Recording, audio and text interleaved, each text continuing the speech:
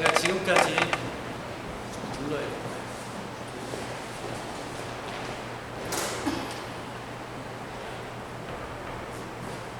제가 지금까지 들어봤던 부녀가 같이 부르는 특성 중에 단연 최고였습니다. 네. 이렇게 부녀가 같이 특성하는 거 사실 처음 들어보거든요.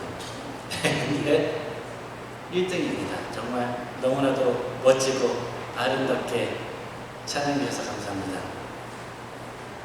가끔 저나 아이들이 아내에게 어떠한 잘못을 하였을 때 종종 듣는 이야기 중에 하나가 너희는 밥 먹을 자격도 없다라는 이야기입니다.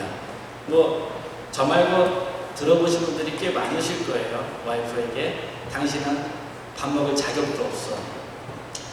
밥 먹을 자격이 없다라는 것은 살아갈 가치가 없다라는 것을 가장 나이스하게 이야기한 것이죠.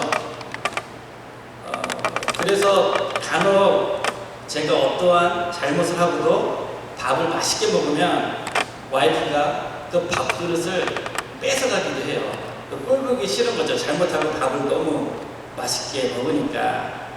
그렇기 때문에 싸우고 난 후거나 혼날 짓을 한 다음에는 밥을 먹을 때 아무리 밥이 맛있어도 저는 맛없는 척하고 먹어요. 아, 짜네. 싱겁네. 하면서 이렇게 눈칫밥을 먹는 것이죠. 자격을 잃어버린 삶은 점점 생명력을 잃게 됩니다.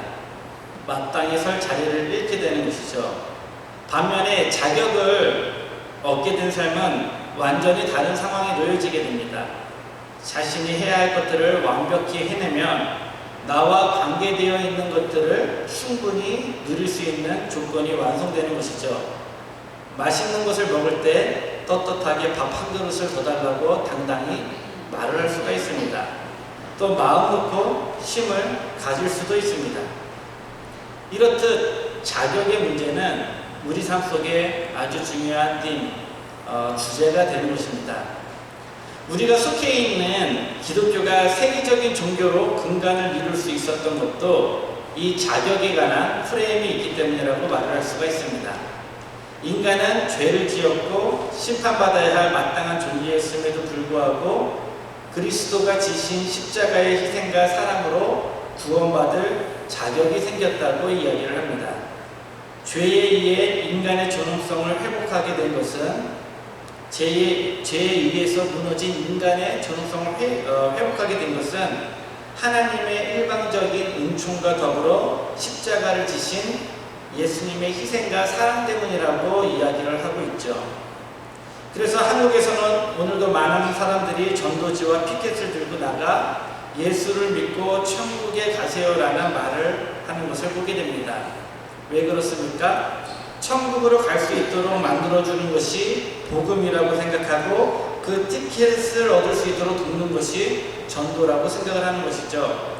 천국으로 갈 수 있는 자격을 얻어내는 것이 신앙의 제1 목적이 되는 것입니다. 하지만 성경을 자세히 읽어보면 자격을 회복한다는 것의 의미는 그렇게 단순하고 1차원적인 이야기가 아니라는 것을 알 수 있게 됩니다.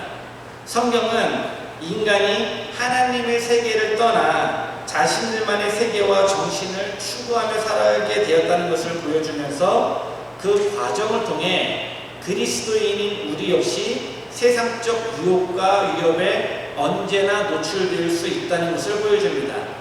특히 이스라엘의 역사를 통해 드러나는 인간의 본성은 아무리 훌륭한 신앙을 소유하고 있다 할지라도 하나님의 사랑을 쉽게 잊어버리거나 또 쉽게 시험에 빠져들 수 있다는 것을 낱낱이 보여주고 있는 것입니다. 그래서 오늘을 거룩하게 살아간다 할지라도 내일이 되면 큰 시험에 빠지거나 죄를 지을 수 있는 것이 인간이라는 존재이고 이것이 크리스찬이라는 이유만으로 피해갈 수는 없다는 것을 성경이 보여주고 있는 것이에요. 그래서 성경은 하나님을 믿어 천국으로 갈 자격을 얻으라는 이야기인 것보다 하나님의 자녀로서의 자격을 언제든지 잃어버릴 수 있는 우리들이 이제는 어떠한 삶의 방식과 가치관으로 함께 살아가야 하는지, 또 그 자격이 무엇으로 말미암아 회복되어지는지에 대한 현실적인 이야기라고 설명할 수 있는 것입니다. 그런 의미에서 여러분이 너무나도 잘 알고 있는 오늘 본문 역시 성경의 코어 핵심적인 부분을 잘 드러내고 있다고 설명을 드릴 수 있는 거예요. 여러분들이 잘 알고 계시지만 그 내용을 간단히 살펴보면 어떤 부자에게 두 아들이 있었고 그 가운데 둘째 아들이 아버지로부터 받은 자신의 분깃을 가지고 먼 나라로 떠나게 됩니다. 아버지의 품을 떠나서 내 마음대로 살고 싶었던 그 꿈을 이루게 된 것이죠. 하지만 그는 모든 재산을 곧 탕진하게 되었습니다. 엎친 데 덮친 격으로 흉년까지 들어 그의 처지는 더 궁핍해진 거죠. 그래서 돼지를 길러내는 일까지 해보았지만 그것으로도 도저히 살아갈 수도 없게 됩니다. 아들은 이렇게 생각했어요. 내가 이렇게 살 바엔 아버지에게로 돌아가 차라리 그의 종으로 사는 것이 훨씬 낫겠다고 말입니다. 아들로서의 자격은 잃게 될 테지만 종으로서 살게 되면 생명은 유지될 수 있다고 생각을 하였다는 거예요. 하지만 아들의 예상과 달리 자신을 종으로 받아들일까 말까라고 예상했던 그 아버지가 그 모습과 달리 먼 길까지 마중 나와 입을 맞추며 제일 좋은 옷과 비싼 가락지, 좋은 신을 신겨주는 것도 모자라 살찐 송아지를 잡아 축제를 벌여주었다는 것입니다. 그런데 마침 그때 밭에서 일을 하던 첫째 아들이 집으로 돌아오게 되죠. 집에 가까이 다다랐을 때 요란한 소리가 들려 하인에게 무슨 일이 일어났는지를 물어보았습니다. 그러자 그 하인이 첫째 아들의 하인은 이야기하기를 집 나간 동생이 돌아오게 되어서 아버지가 그를 위해 잔치를 벌이고 있다는 이야기를 들려준 것이에요. 하지만 큰아들은 이러한 상황이 도저히 이해가 되지 않아 집 안으로 들어가지도 않은 채 바깥에서 큰 불만을 드러냅니다. 첫째 아들이 왜 이렇게 분노하고 바깥에서 불만을 드러낸 채 그 잔치에 참여하지 않았을까요? 그렇습니다. 그것은 unfair, 공정하지가 못하다는 것입니다. 자신은 아버지에게 순종하였고 이 집을 지켰는데 왜 방탕한 삶을 살다 돌아온 아들이 자신과 같은 아들로서의 삶을 살아갈 수 있느냐는 것입니다. 한마디로 아들로서의 자격을 회복시켜준 것에 대한 불만을 갖게 되었다는 것이죠. 여러분, 오늘의 이 이야기가 얼마나 성경의 본질적인 이야기이며 얼마나 현실적인 이야기입니까? 예수님은 말씀을 통하여 우리가 살아가는 이 세상 현실의 문제에 대하여 정확히 짚어주고 계신 거예요. 저희 집 두 아들 역시 항상 페어의 문제를 가지고 싸움을 합니다. 과자를 누가 많이 먹었는지, 우리 둘 다 이만큼 잘못하였는데 왜 쟤는 저것만 혼나고 나는 이만큼 혼나야 하는지, 형은 운동화를 항상 새 거를 사주는데 왜 나는 형 거를 늘 물려받아야 하는지, 하다못해 나는 저 동생이 나이 때 저런 비싼 선물을 받지 못하였는데 쟤는 왜 저 선물을 받을 수 있는지를 물가 상승률까지 거론하며 이야기를 합니다. 대단하죠. 수학을 지지리도 못하는 애가 그런 거에는 물가 상승률을 정확히 계산해서 unfair하다고 이야기를 하는 거예요. 이렇게 우리 아이들의 삶 속에는 공정함에 대한 이슈가 거의 매일매일 일어나고 있습니다. 뭐 아이들 뿐이겠습니까? 와이프와 저와의 관계에서도 이 공정함에 대한 이슈로 다투는 이들은 자주 일어납니다. 내가 더 힘든지 당신이 더 힘든지 열변하며 결국 덜 힘든 사람이 더 많은 일을 해야 한다고 어필하는 것입니다. 왜 그렇습니까? 사람들은 공정해야 한다고 생각하고 공정하지 못할 때 분노를 느끼게 되는 것입니다. 하지만 중요한 것은 우리가 이미 살아가고 있는 이 사회는 이미 불공정함을 당연한 것으로 받아들이고 있다는 것입니다. 이 세상은 이미 공정하지 못함으로 둘러싸여져 있습니다. 우리는 공정하지 못하다는 것을 알고 있지만, 이 세상이 공평하고 공정하지 못하다는 것을 알고 있지만 그것이 세상의 이치라고 받아들이며 그 속에서 자신의 삶을 펼쳐나가고 있는 것입니다. 다시 말해 우리 대부분의 사람들은 세상의 불평등은 자신도 모르게 받아들이면서 내 삶에 밀접한 불공정함에 대해서는 참을 수 없는 분노를 일으키게 된다는 것입니다. 그렇다면 여러분, 세상의 불공정함은 쉽게 받아들일 수 있지만 개인적인 불공정함에 우리가 분노하는 이유는 무엇일까요? 그것은 대부분의 사람들은 가장 가까운 존재들로부터 받는 존중을 통하여 삶의 가치와 인생의 행복을 얻어내기 때문이라는 것입니다. 다시 말해 가장 원초적이고 기본적인 가족의 관계로부터 평등과 존중의 관계를 이루어나갈 수 있다면 세상의 불공정함 속에서도 행복을 느끼며 살아갈 수 있게 된다는 거예요. 하지만 반대로 가정으로부터 존중받지 못하거나 불평등을 느끼게 된다면 사회적 지위가 아무리 높다 하더라도 인생이 불행하다고 느껴질 수밖에 없습니다. 그래서 평등을 위한 전쟁이 가장 활발하게 일어나고 있는 것이 가정 혹은 회사 등 자신의 삶과 가장 밀접해 있는 공간이라는 것이에요. 이 의미는 서로의 존중이 가장 활발히 일어나야 할 가정, 회사, 교회와 같은 공동체에서 평등이 깨지게 될 때 고통과 삶에 대한 회의감에 깊이 빠져들 수밖에 없다는 것을 의미하고 있다는 것입니다. 그런데 정말 중요한 것은 사회가 그렇듯 가정 혹은 공동체에서 완전한 평등이 이루어질 수 있을까요? 없을까요? 완전한 평등은 이루어질 수 없다는 사실입니다. 왜냐하면 이 세상의 모든 인간은 다 다르기 때문이에요. 제가 예전 설교를 통해서도 늘 반복적으로 이 말씀을 드렸지만 사람은 다 달라요. 다르기 때문에 평등이라는 어떠한 가치관에서 어떠한 파트 한 부분에서는 이 평등은 있을 수가 없는 거죠. 다 다르기 때문에 다른 존재들이 함께 살아가기 때문에 어떠한 가정, 어떠한 공동체이든 불공평함이 일어날 수밖에 없다는 것입니다.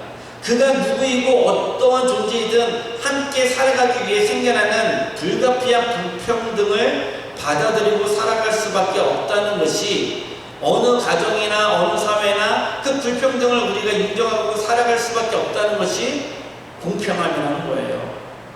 다시 말해 가정에서조차 완전한 평등은 일어날 수 없다는 것을 인정해야 한다는 것입니다. 예를 들어 저희 집 아이들만 해도 책을 읽으라고 할 때 누군가는 그것을 너무나도 쉬운 일로 받아들이고 누군가는 그것을 너무나도 어려운 일로 받아들인다는 거예요. 그래서 제가 만약에 책을 1시간 읽으면 그것에 대한 리워드를 준다고 했을 때 그것은 공평한 게임이 되지 못하다고 이야기를 하는 거예요. 우리 막내는 누나는 책 읽는 것을 너무 좋아하는데 자기는 책 읽는 것이 지금 힘들다는 거예요. 자기는 별로 안 좋아한다는 거예요. 그래서 내가 30분을 읽는 것은 형이 1시간을 읽는 것과 같다고 이야기를 합니다. 하지만 둘째는 그것을 절대 받아들이지 못하죠. 왜 쟤는 30분만 읽고 리워드를 주고 저기는 1시간 읽었는데 똑같은 리워드를 받아야 되느냐 따집니다. 집안에서도 우리는 공평함을 평등을 가지고 똑같이 대하는 것이 너무나도 어렵다는 사실이죠. 그래서인지 어느 가정 혹은 사회에 있어 사람들이 갖게 되는 삶에 대한 대부분의 태도가 어떻게 진화가 되냐면 자신의 것을 지키려는 노력에 삶이 맞추어지게 되었다는 것입니다. 한마디로 어차피 이 세상이 불공평하다면 그것을 바꾸기 위한 노력보다 그 공정함의 피해를 보지 않는 삶을 살아가려 한다는 것이에요. 자신이 누려야 할 자격을 잃지 않기 위한 싸움을 하며 살아가게 된다는 것입니다. 그래서 저도 사실 아이들에게 종종 이러한 이야기를 할 때가 있어요. 이 세상에서 너희가 원하는 삶을 살아가기 위해서는 다른 사람에 의해서 자격이 상실되는 삶을 살아가서는 안 된다. 자격을 컨트롤 당하는 삶이 아닌 자격을 컨트롤할 수 있는 삶을 살아야 더 행복한 삶이라고 이야기를 해줄 때가 있습니다. 그런데 이것이 옳은 이야기일까요? 사실 이것은 옳지 않은 이야기예요. 왜냐하면 이 세상에서 자격에 대한 컨트롤을 당하지 않고 살아갈 사람은 아무도 없기 때문입니다. 아무리 대통령이라 할지라도 그가 잘못하면 그 자격을 잃게 만들 수 있는 것이 국민이듯이 인간은 누구나 자격을 부여할 수 있는 존재이자 자격을 잃을 수도 또 잃게 만들 수도 있는 존재들이라는 것입니다. 중요한 것은 이러한 권한으로 인하여 우리도 모르는 사이에 우리의 시선이 어떠한 사람에게 좋은 자격을 부여해 주기보다 자꾸 자격을 빼앗는 것에 초점이 맞추어지게 되었다는 것입니다.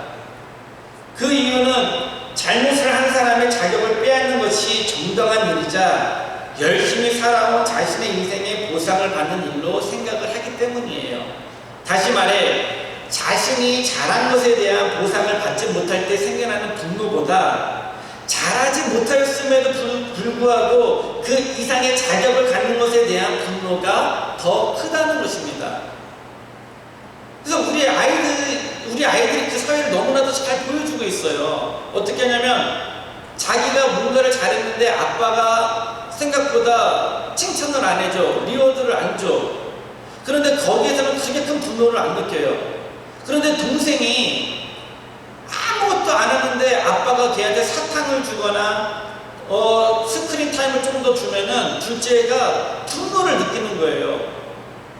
왜냐하면 쟤는 잘하지 못했는데 어떻게 그런 것을 누릴 수 있는 자격을 주는지 첫째, 둘째가 상대방에 대한 자격을 얻는 것에 대한 분노로 인해서 집안의 평화가 아이들이 가져다주는 그 분노로 인해서 깨지게 된다는 거죠. 이것이 조금 더 큰 어른들의 사회로 한번 비춰줘 볼까요?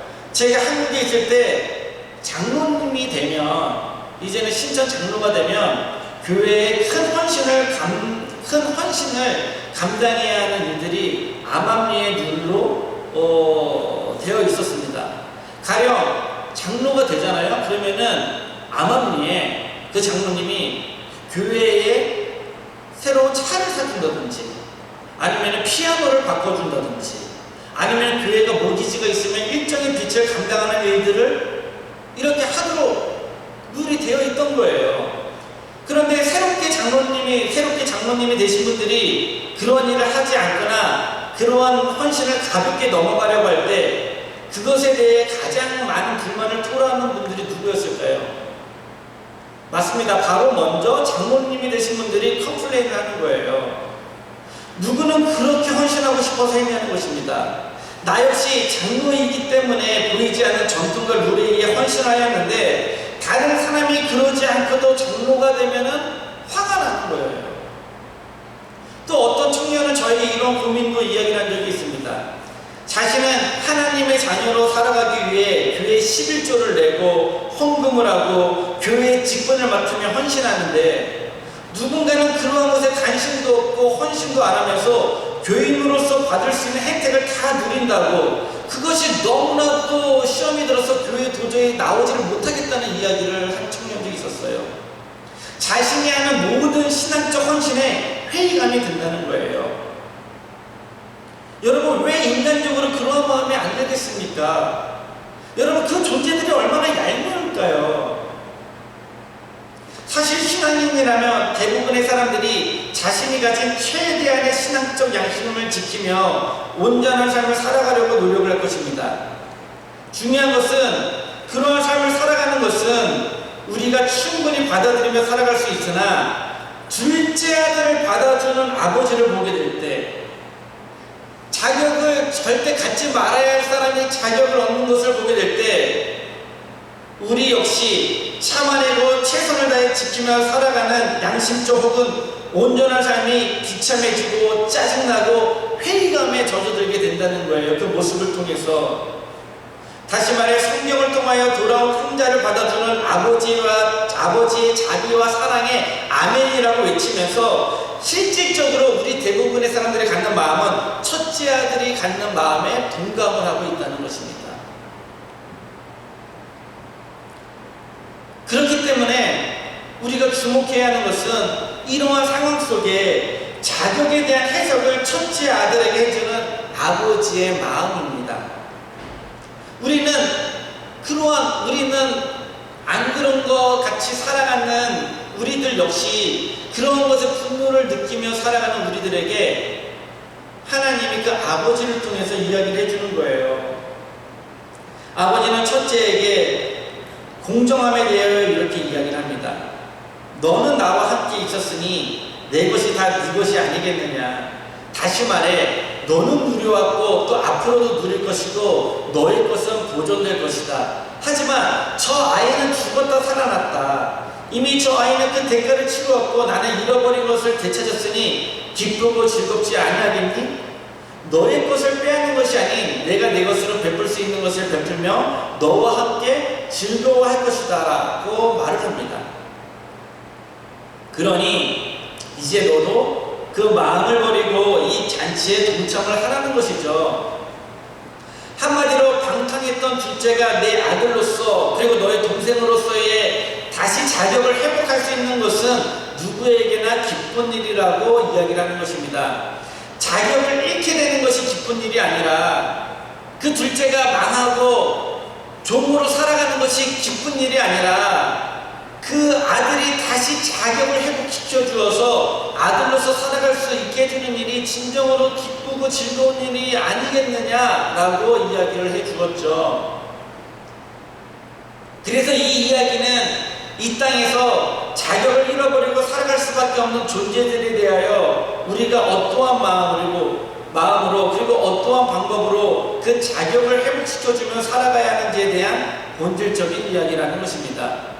그것은 온전히 용서와 사랑을 베푸는 자들을 통하여 잃어버렸던 자들의 자격이 회복되어지고 이 땅에서 그것보다 더 기쁜 일이 없다는 것이 성경의 본질적인 이야기라는 거예요. 그런데 여기서 우리가 눈여겨보아야 하는 것은 우리가 잘 알고 있듯이 돌아온 탕자와 그 형이 그 이후로 어떻게 살아가게 되었다라는 이야기의 끝을 보여주지 않고 있다는 거예요. 이러한 이야기의 방식이 성경에 또 어디 있는지 여러분 기억하세요?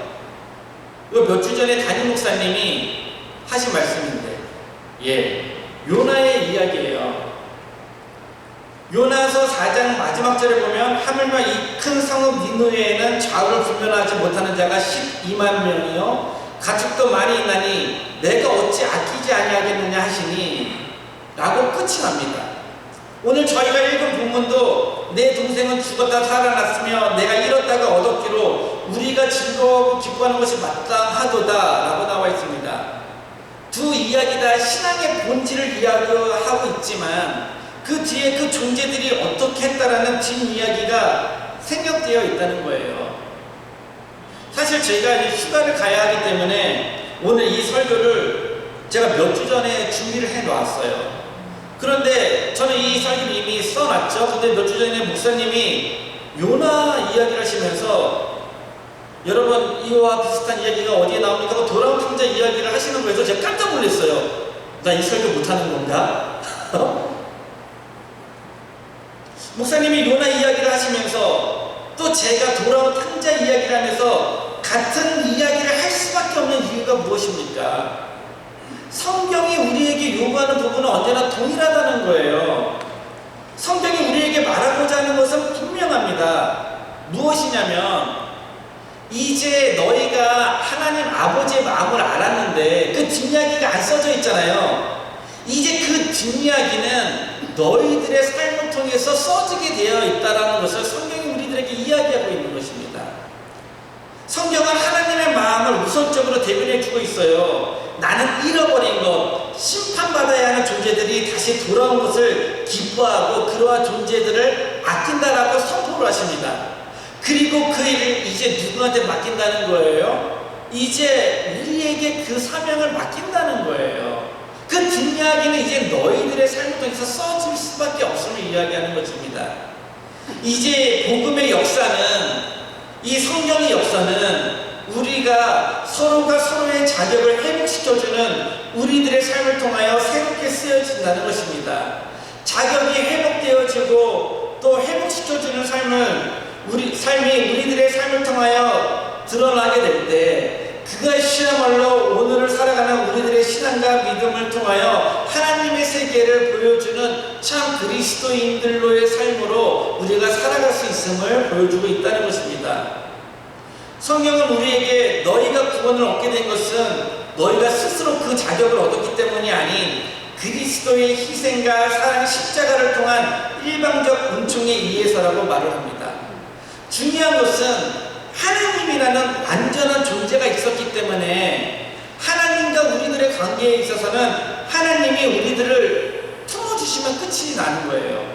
무음한 흠이 없는 하나님이 우리들을 받아주면 그걸로 우리들은 자격이 회복되어져요. 그래서 하나님과 우리들의 관계에 있어서는 우리가 하나님을 그리스도를 믿음으로써 또 우리의 주로 고백함으로써 우리들은 그리스도인으로서의 자격이 회복되어지는 거죠.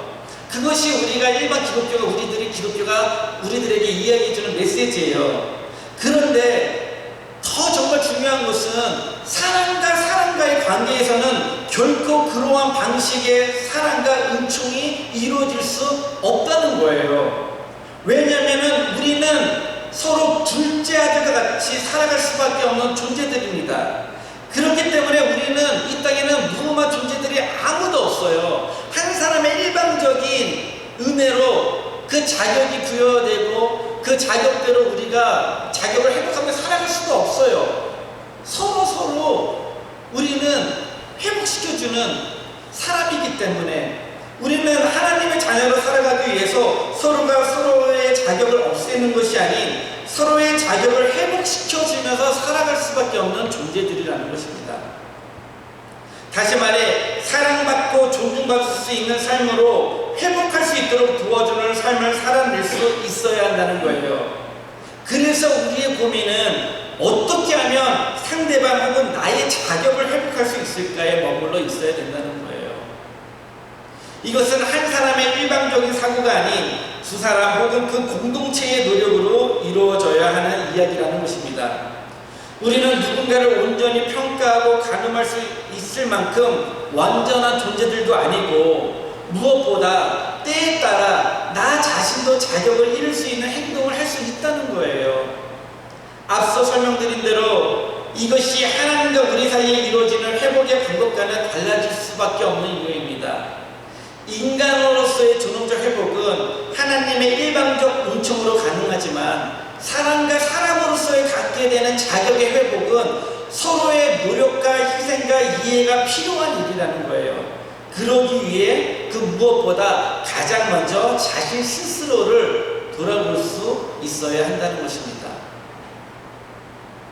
가끔 힘이 들어 아이들과 놀아주지 못해서 제가 퇴근하면 아이들이 같이 놀자고 해요. 그럼 제가 힘이 들어요. 그러면은 제가 아빠는 오늘 좀 쉬어야 돼 라고 이야기할 때 아이들이 아빠는 아빠도 아니야 하면서 이제는 우리 교회에 이게 멋진 아빠들 지훈이 형 아빠는 맨날 놀아주는 것 같던데 현수 삼촌은 맨날 한별이 데리고서 이렇게 손잡고 놀아주는데 하고 이제 비교를 해요. 근데 제가 거기에서 아빠는 아빠로서의 자격이 없다라는 식으로 이야기를 하죠, 아이들이. 그런데 그때 저의 히어로가 나타나는 거예요. 누군지 아세요? 와이프예요. 와이프가 일로 와봐 너희들 오늘 아빠가 얼마나 힘드셨는지 알아? 아빠가 너희를 희생하고 왔는데 너희가 아빠를 힘들게 해서는 되겠어? 아빠 편히 쉴 수 있도록 니네 나가! 딱 그러는 거예요. 제가 아이들에게 아빠가 얼마나 오늘 힘들었는지 아빠로서의 자격을 잃지 않기 위해서 아빠가 오늘 놀아주지 못해서 미안해. 그렇지만 아빠로 인정해줘. 아빠를 리스펙해줘. 이렇게 제가 구차하게 변명하는 게 아닌 와이프가 몇 마디의 말로 아빠는 오늘 아빠로서의 얼마나 힘든 일을 했는지 알아? 너희들 나가! 라고 했었을 때 아내가 제 자격을 회복시켜주는 거예요. 제가 편히 쉴 수 있을 때 아내가 회복시켜주는 그 자격으로 인해서 정말 편하게 쉴 수 있고 시험을 가지고 난 다음에 아이들과 놀아줌으로써 아빠로서의 역할을 잘 감당할 수 있게 되는 거죠. 마찬가지로 제가 아이들에게 때로는 고마워 우리 딸 우리 아들 우리 그래서 아빠가 살아갈 맛이 나네? 라고 이야기를 해주면 아이들이 나 때문에 우리 아빠가 살아갈 맛이 났다라는 그 이야기로 자존감이 높아지는 거예요. 자신들의 자격의 가치가 높아지는 것을 아이들이 느끼더라고요. 고마워, 당신이 이해해줘서 내가 편하게 행동할 수 있었어 라고 말하며 그 사람의 가치를 인정해주는 언어여서, 또 용서해줘서 고마워, 이제 내가 당신에게 더 잘할게 라는 감사의 언어를 통해 상대방과 자신의 자격이 회복되어지고 함께 살아가는 삶의 가치가 살아날 때 우리들의 삶이 이러한 불공평함이 가득한 세상 속에서도, 불평등을 받아들여야 되는 삶 속에서도 우리가 평안하게 행복의 가치, 삶의 가치를 느끼며 살아갈 수 있게 된다는 것입니다.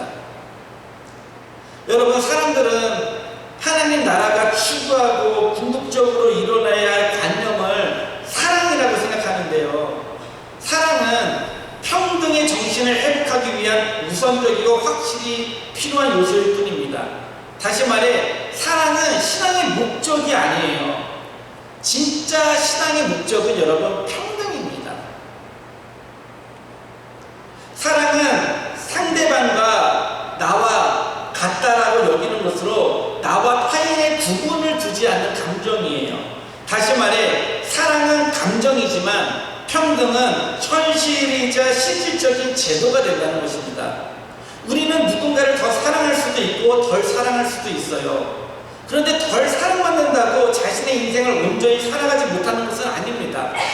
하지만 불평등은 우리의 인생을 온전히 살아가지 못하게 만드는 거예요. 불평등은 하나님이 우리에게 주신 이 세계를 온전히 누릴 수 없게 만듭니다. 누군가는 누리게 만들고 누군가는 누릴 수 없게 만드는 거예요.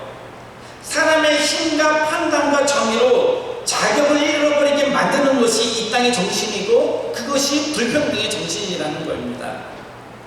우리가 자격을 회복해주는 삶을 살아가기 위해서는 상대방이나 나나 둘째 아들이라는 생각을 하고 살아야 되는 겁니다. 그래서 성경에서 말하는 평등은 그 사람을 나와 같다 여기는 거예요. 우리는 서로가 실수할 수 있고 잘못할 수 있고 다른 삶의 양식을 가지고 살아갈 수 있습니다. 이러한 현실 속에 우리가 아름답게 살아갈 수 있는 방법은 자신의 약함을 자신이 먼저 들여다보며 나 역시 누군가의 용서와 사랑으로 자격이 회복되어지는 인생을 살아가고 있다는 것을 자각하는 것입니다. 나를 먼저 바라보며 타인을 바라볼 수 있어야 되는 거예요. 그래서 서로를 귀하고 소중하게 세워줄 수 있고 회복되어지는 자격으로 불평등한 세상 속에서 우리는 평등의 가치를 누리면서 살아가려는 그 노력으로 우리의 가정과 공동체가 하나님의 세계를 이루며 나아갈 수 있게 되는 것입니다. 오늘도 여러 가지 이유로 자격을 잃어버릴 수밖에 없는 삶 가운데 자신이 받은 사랑과 용서, 은총을 생각하며 서로의 자격을 회복시켜주고 그 사람의 그 자격을 충분히 받을 수 있는 사람으로서 우리가 존중해주고 우리 가장 밀접한 삶 속에서 그러한 가치, 자격을 자꾸 없애려고 하는 것이 아닌 자격을 회복하기 위해 내가 어떠한 노력, 어떠한 도움을 저 사람에게 줄 수 있을까를 생각하면서 아름다운 하나님 나라 또 그리스도의 따르미들로서의 삶을 살아낼 수 있는 갈릴리언들이 되길 소망하며 오늘의 말씀을 마치도록 하겠습니다. 기도하시겠습니다.